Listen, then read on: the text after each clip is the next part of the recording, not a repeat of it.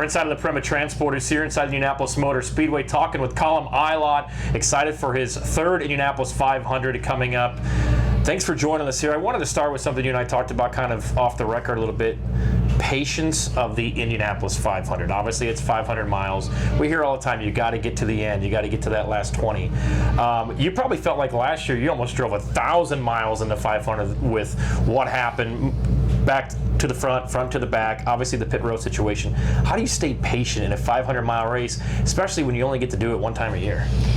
Yeah, it's a long build-up, which is actually something, you know, like you think you have loads of time throughout all the testing, qualifying, coming to the race, and everything goes out the window. It's quick. You have to get everything dialed in very quickly in all the different scenarios, and then you come to the race and things go wrong, things go right, things go wrong again. Yeah, there's not much you can do about it. It's out of your control. You have to focus on the job you've got. And to be fair, it's generally quite hard to make passes once you're third, fourth in pack, and further back. So you kind of just sit there, wait, bide your time, and the impatient guys are normally the ones that either move forwards or make the room for you and lose the momentum and you move forwards. How easy or kind of go to where you're just kind of, the reaction is like frustration, anger, but you got to sit there and say, all right, this is only lap 80. We got to get to 200. Like, is that something that you can prep mentally off of the racetrack, or is that just something that in the moment you just have to roll with the punches? I think it's like a default. You know, you can always be frustrated, and I was quite frustrated last year with a couple of things that were happening because, you know, I knew we had a quick car and circumstances made it quite difficult and challenging.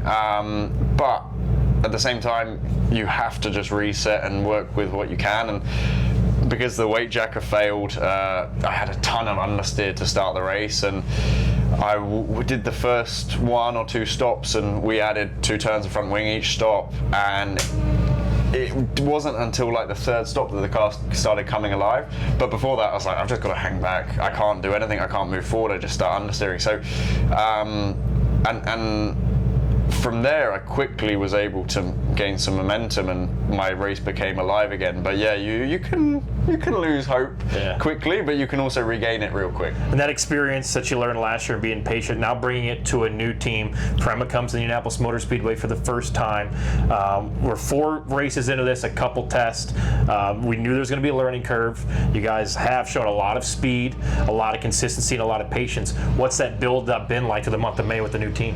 Yeah, it's been tough but good. We have had obviously a lot of challenges from a brand new team, but Barber was a good qualifying. Of course, it's P16, it's not amazing, but when you look at it, we've been improving every weekend a little bit, even if the results don't show it, and there's been areas that we need to focus on, and we bounce back quite quickly from that side. But IndyCars, you have to get everything right, and especially with a full green race 3 times in a row. Yeah. I mean, 4 if we count the first lap of St. Pete. You can't make any mistakes. Yeah. And, you know, we suffer a bit in the pit lane. We need to improve that side. The guys and girls, they haven't had a lot of practice because of the situation that we've been in with the cars and the building and the prep. And, you know, I can't blame them for being slow when you can't practice as much as everyone else. You know, everyone's so regimented and they still don't make the mistakes. So we're catching up and we're doing a good job. And Barber was proof of that. Robert had great speed at Long Beach in the race. I had really good speed in thermal in the race. But once we start turning left, it's a completely different ballgame. Everything has to be perfect. Everything has to be dialed in. The great thing was last year with McLaren, I knew what a good car should feel like, or sorry, a race-winning potential car should feel like.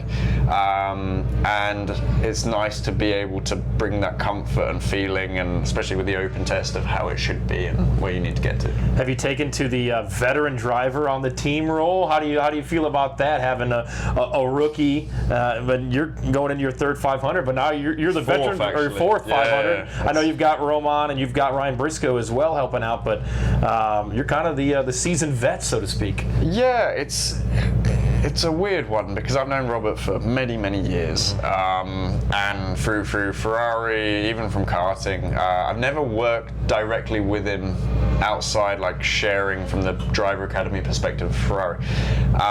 But with Briscoe and Roman when he's here, it's a good, like, we have a really good working environment, and it's just tough. Like, I don't want to. Naivety is too negative to say, but you don't know what you don't know when you're on an oval. And the thing is, with this track, it can really bite you in the ass. So, trying to explain that without being too negative or pressuring is tough. But it's one of those things. Like, I crashed in my first 500. It sucked. It hurt. I broke my hand. But you have to have, should we say, some setbacks, but you don't want to have them at the same time. But trying to convey especially to even me when I was younger with the European side of things, how an oval is and how it's meant to feel. Dude, you just got to go out and drive it, and you've got to experience everything. So no, he's done a great job of that. The open test was good. He did Nashville, he did Gateway. With Briscoe, he's been in Ganassi, he's been in Penske. He's done it all. He's raced in the World Endurance Championship as well, in IMSA. So he relates to us super well, and I really enjoy what we have. You've driven all over the world. You've been in IndyCar. What's the competition level like compared to what you've been to? Everybody talks about how great the competition is, although the results of the first 4 races would probably say otherwise, if we're being honest. But the competition level, even to go, like you said, P16, to make that step to P12, to make that step to the Fast 6 in qualifying, and then to back that up consistently on a race weekend, how difficult is that? I think it's executing everything, which Palou does very well with his group of people, is very tough to do. And I think they've had something for years now that just clicks. If we take him out of the situation, because every weekend he dials it in, it's super competitive. Like, mistakes are so costly. You could see it. I think Herta had a problem with the right rear in St. Pete and in Barber. You go from a podium contention to P9, P10, something like that. And he's not the only one to have these things. You have to get everything right, and that's the competitiveness of IndyCar. And when you get everything right, you can then challenge Palou. You can then go and do these things. But it's normally so variable because of the road courses, the street circuits being so bumpy, the ovals. Every single team, of course, we do narrow it down to like the 4 top teams, but every single team has a chance, and that's what makes it great. Palou, if he can slow down a bit and make it interesting, it's would be nice, but at the same time, you have to execute. Callum Illott from Prema. One more thing before we let you go, and we appreciate you joining us. When you look at the next 2 weeks, there's a lot of chemistry, camaraderie. This is probably going to be the most you've spent with your team consistently day in and day out. How important is it in the next 2 weeks to continue to just get more comfortable with the team, learning what makes everybody tick, and just really, this is a team sport. Yeah. And we talk about stick and ball sports and the team chemistry in the locker room and how much that converts to being on the court and playing well. How much is that a key here the next couple of weeks? Well, the simple way of putting it is you have to trust for the first time with high boost that you have to keep your foot flat, going 241 or 42 miles an hour hopefully into turn 1. Keep your foot flat, and that the car will not oversteer, not understeer, be stuck.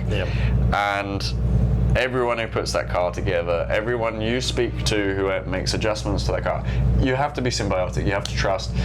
And it's grave consequences if it goes wrong. It's amazing when it goes right. And we've got many weeks to put all of that together. You have to gel with everyone very well. You can't get frustrated. It can very quickly turn into a spiral and not be easy. So it's just, you've got to put it together. You've got to get on with everyone, and you've got to get the most out of everyone. And it's hard, long hours, that's for sure. Hybrid for the Indianapolis 500. What are we going to see? What do you expect? And is it something that is going to make a huge difference? I don't think it will make a huge difference on the racing side. I think it's fair. It could make a difference, but it's fairly universal, and I think everyone kind of migrates to a same pattern of how they use it. And in the racing situation with the lift and coast, you're able to regen enough. Qualifying, there's going to be a few different strategies being used because you're 4 laps flat. It's quite hard to, you can't regen basically. But what I will say is it changes the weight distribution slightly. I personally think that it makes the car more of a pendulum and therefore a little bit easier to lose it. And should we say with downforce windows and stuff can be a bit more finicky. And I think we saw a couple of mistakes in the open test. Yeah. I would imagine that might continue for the next couple of weeks, but at the same time I imagine there'd be yellows in all the races so far, and there's been no yellows. So who knows with IndyCar this year? It's not you can't predict anything. Callum Illott from Prema, thanks so much for joining us here, and best of luck all month long.